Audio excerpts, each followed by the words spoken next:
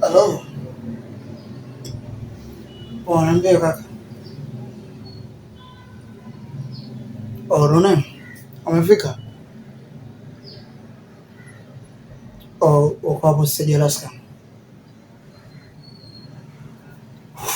Oh, nakuja nipate dakika za kuhesabu tu. Okay.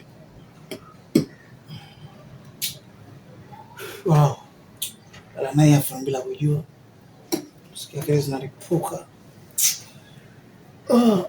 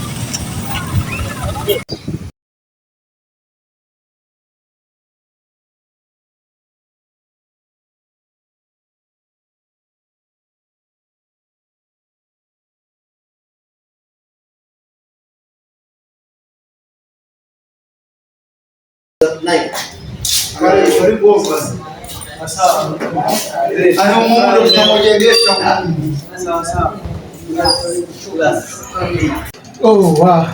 Karibu Momba. Asante, shukrani kaka. Vipi habari za huko Mageto? Huko pia. Tunashukuru bwana.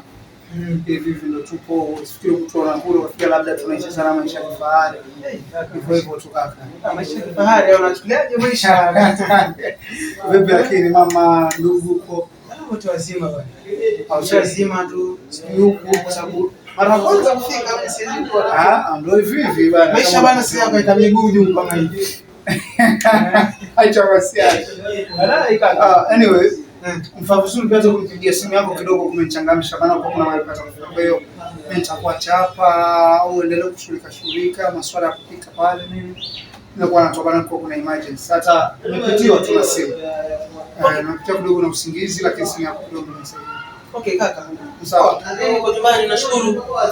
Kama kuna mgeni basi nisikie huru. Sema acha nishuke hapo chini tuchukue kinywaji jogo mengi.